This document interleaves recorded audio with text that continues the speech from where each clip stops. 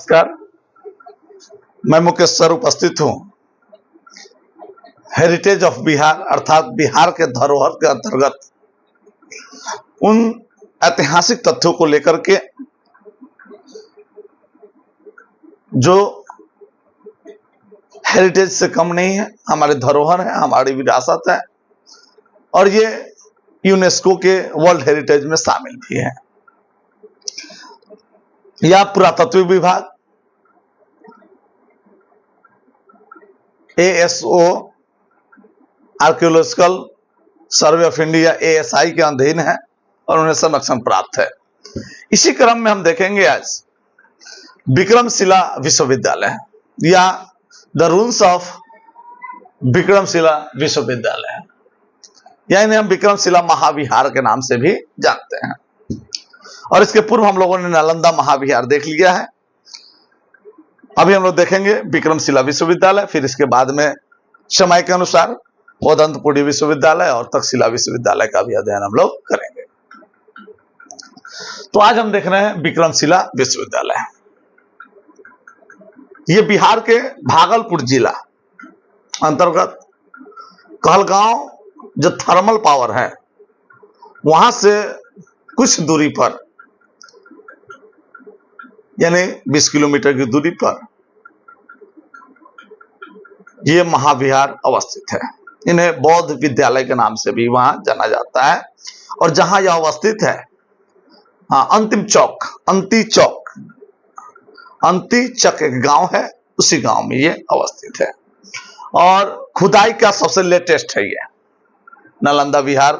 तो खैर बहुत पहले खुदाई हुई थी उसकी, लेकिन विक्रमशिला विश्वविद्यालय की खुदाई बहुत बाद में हुई है। इसकी स्थापना की अगर बात करें, स्थान देख लीजिए, भागलपुर। था क्या ये? तो एक बौद्ध विद्यालय, बौद्ध विश्वविद्यालय।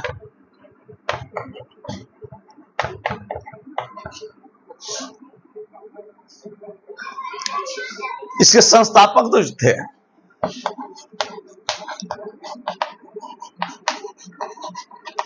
धर्मपाल,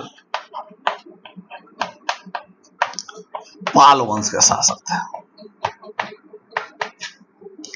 इन्होंने 8वीं-9वीं शताब्दी में इसकी स्थापना करवाई थी और इनका जो शासन काल था 770 से लेकर के 810 था। इसी दरमियान इन्होंने स्थापना कराया था। और इसके विध्वंस या इसको बर्बाद करने की अगर बात हम करें तो दो बातें आती हैं। बख्तियार खिलजी और घटना आती है 1193 या 1203। दो चीजें हो सकती है।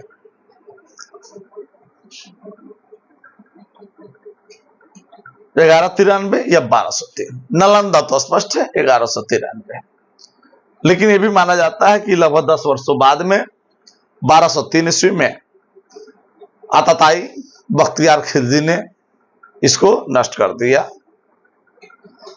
लेकिन इसका जो स्रोत प्राप्त हुआ बाद में, वह तिब्बती इतिहासकार लामा तारानाथ के स्रोत से मिला। क्योंकि ये तो खंडहर थे, तो जो लामा तारानाथ थे, लामा तारानाथ, ये तारानाथ बहुत बड़े विद्वान थे। उदंतपुरी के विद्यार्थी रह चुके थे और ये तिब्बत के रहने वाले थे। तो इनके जो लगभग 200 से ज्यादा पुस्तकों की रचना की, और ये बौद्ध धर्म के इतिहासकार थे। बौद्ध धर्म के इतिहासकार की बात जब भी आएगी तो नाम आएगा लामा तारानाथ की, क्योंकि उन्हीं की पुस्तकों से इस विश्वविद्यालय का डिटेल जानकारी प्राप्त होता है। तो लगभग 200 पुस्तकों को इन्होंने लिखा था। और शिफनर एक ब्रिटिश इतिहासकार थे, राइटर थे। उन्होंने तारानाथ के ग्रंथों को पढ़ा और उसका अनुवाद किया, और अनुवाद करने के बाद में उस पुस्तक जो बना हिस्ट्री ऑफ बौद्ध धर्म, और उससे पता चला कि ये विश्वविद्यालय किस अवस्था में था और कहां था।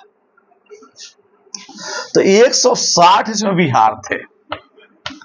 विहार का मतलब होता है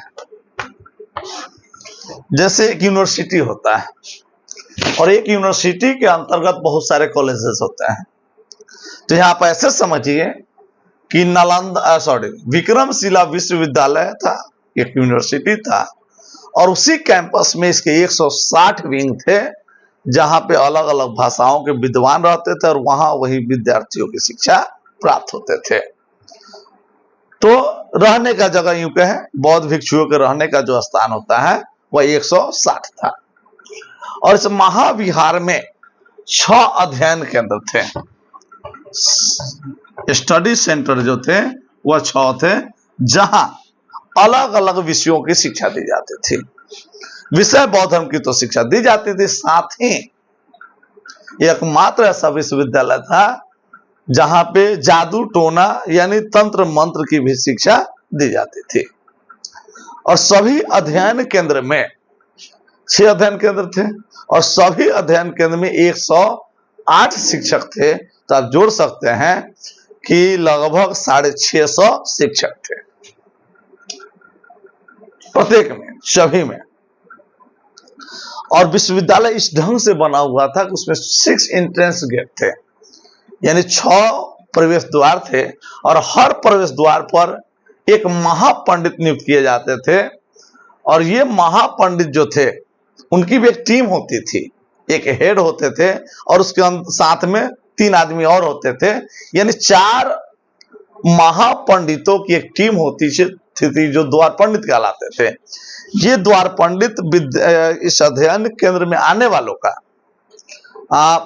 टेस्ट लेते थे, मौखिक टेस्ट लेते थे। मौखिक टेस्ट में पास करने के उपरांत वे यूनिवर्सिटी के अंदर दाखिल होते थे, एडमिशन नहीं होता था। अब अंदर जाने के बाद में उनका रिटन टेस्ट होता था। अगर रिटन टेस्ट में आप सफल हो गए तो अब उसका नामांकन होता था, यानी प्रवेश की प्रक्रिया काफी कठिन थी। तो लगभग उसमें वैसे ही लोग आते थे जो पहले से बौद्ध धर्म को जानते थे या शिक्षा कुछ ग्रहण करके आते थे। और इन महापंडितों में आप देखेंगे रत्नाकर शांति, वर्गेश्वर कीर्ति, नरोप, प्रज्ञाकर्मिति, रत्नब्रज, ज्ञानश्री मित्र, ऐसे ऐसे महापंडित इसमें शामिल थे। और महान विद्वान की अगर बात करें, यानी हर यूनिवर्सिटी में एक कुलपति होता है, कुलाधिपति होता है और ये प्रकांड विद्वान होते हैं। तो ये जो प्रकांड विद्वान थे ये थे अतीश दीपांकर। अतीश दीपांकर ये महापंडित थे या महाविद्वान इनको कहा जाए तो इनके लिए ज्यादा नहीं होगा। और इनके साथ एक टीम होती थी, जैसे वीरज सिंह, तथागत रक्षित, मंजूश्री, धर्मकृति।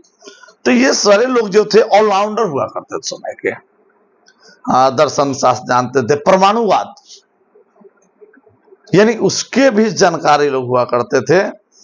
तो और ये लोग का जो केंद्र था यानी संपूर्ण भारत, तिब्बत, चाइना, भूटान, यानी इन क्षेत्रों तक ये फैले हुए थे। और सब लोगों को भिक्षाटन के लिए कुछ गांव बांट दिए गए थे। और 200 पुस्तक तो मैं पहले बताया हूं कि ये भी बहुत बड़े विद्वान थे और कई पुस्तकों की इन्होंने रचना की थी। तो ये 11वीं शताब्दी में तिब्बत से आए हुए थे और तिब्बत के विद्वानों के लिए एक अतिथिशाला खोला गया था। और यहां उपाध्याय अतीश के नाम से जाने जाते थे। उपाध्याय अतीश के नाम से जाने जाते थे। बहुत बड़े विद्वान थे, इसमें कोई दो मत नहीं। तो एक रहने के लिए 160 विहार, 6 अध्ययन केंद्र, 1000 लगभग शिक्षक, 3000 लगभग विद्यार्थी, पुरोहित, पंडित, कुलाधिपति और सबका एक टीम होता था, परिषद होती थी।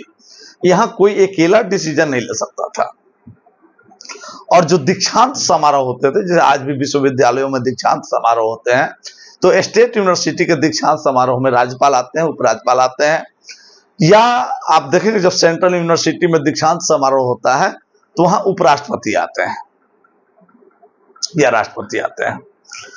तो वहां जब दीक्षांत समारोह होता था तो बंगाल के शासक आते थे और बंगाल के शासक दीक्षांत समारोह का आयोजन करते थे, अंग वस्त्र दे करके, और तांबे का क्या कहते हैं, प्रशस्ति पत्र देते थे। तो लगभग उस समय का सबसे बड़ा विश्वविद्यालय अपने समय का संचालित होता था वो।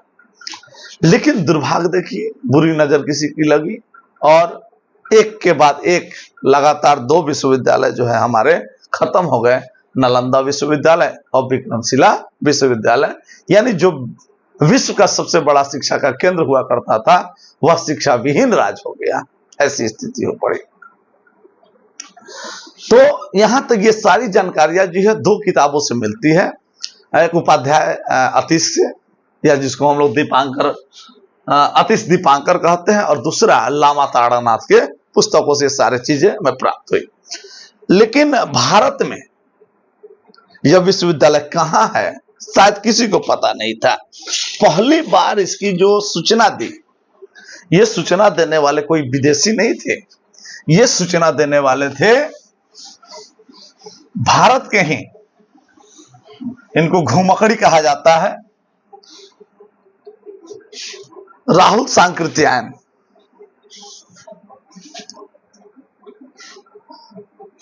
राहुल सांकृत्यायन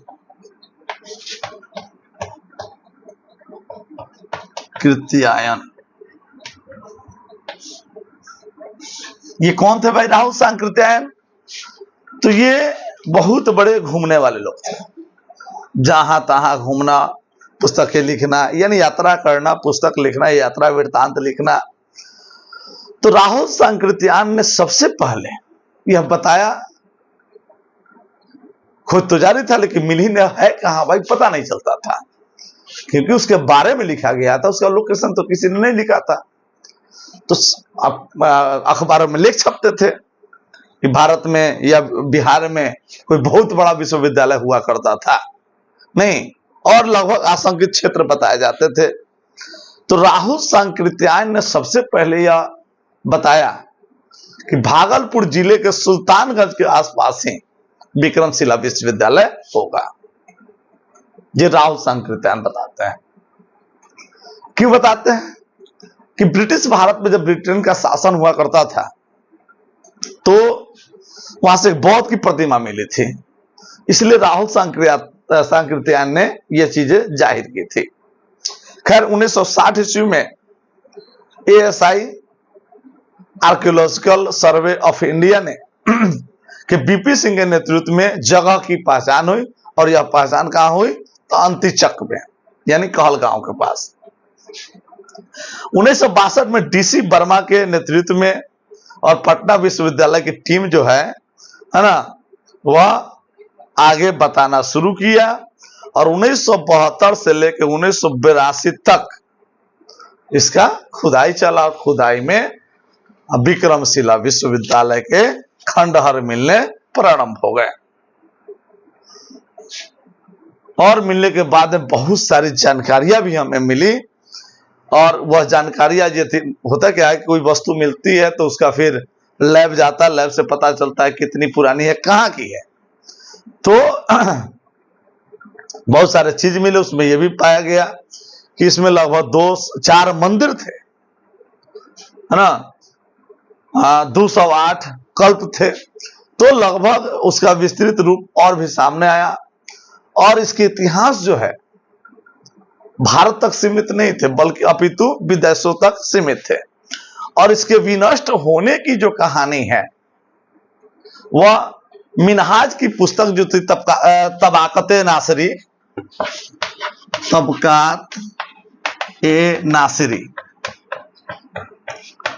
किसकी? मिनहाज की पुस्तक थी, जो मोहम्मद गोरी के समय आया था। और उन्होंने बताया कि उस पुस्तक में उन्होंने जिक्र किया था बर्बादी का, कि बख्तियार खिलजी के द्वारा इसका नष्ट किया गया। और इसमें तिब्बती धर्मशाला थे, जो 60 बाई 60 का आंगन आज भी वहां पे है। और जो प्रधान चैत्य है, जो मुख्य भवन है विक्रमशिला विश्वविद्यालय को, उसको चैत्य कहा जाता है। तो जो मुख्य है उसको मुख्य चैत्य कहा जाएगा, प्रधान चैत्य कहा जाएगा, वह लगभग 75 फीट की 50 फीट ऊंचाई है और 75 फीट उसकी चौड़ाई है। तो स्रोत क्या क्या होगा? लामा तारानाथ, उपाध्याय आतिश और मिन्हाज की पुस्तक तबकाते नासिरे। इन सारे तथ्यों से प्राप्त होता है ये नालंदा विक्रमशिला विश्वविद्यालय जो था शिक्षा का एक महान केंद्र था, जहां बौद्ध धर्म के साथ साथ हिंदुओं को भी शिक्षा ग्रहण करने का अधिकार प्राप्त था। वहां भौतिक शास्त्र, रसायन शास्त्र, गणित, चिकित्सा शास्त्र के अतिरिक्त जादू टोना की शिक्षाएं भी दी जाती थी। दर्शन शास्त्र के ये महान केंद्र थे और आजादी के बाद इसकी खुदाई हुई और 1886 ईस्वी के बाद यह समझिए तो लोगों के लिए पूर्ण रूप से खोल दिया गया। लोग आज पर्यटक के रूप में वहां पे घूमने जाते हैं। तो यह शिक्षा का एक बहुत बड़ा केंद्र था जो बिहार ही नहीं अपितु संपूर्ण विश्व में भारत शिक्षा के लिए जाना जाता था और विश्व में प्रथम विश्वविद्यालय होने का गौरव भी इन्हें प्राप्त था। तो इस विक्रमशिला विश्वविद्यालय का इतिहास हम यही क्लोज करते हैं। अगली कड़ी में हम फिर किसी विश्वविद्यालय को या किसी अन्य धरोहर को लेकर के उपस्थित होंगे। तब तक के लिए दीपावली की ढेर सारी शुभकामनाएं एवं अनंत बधाई।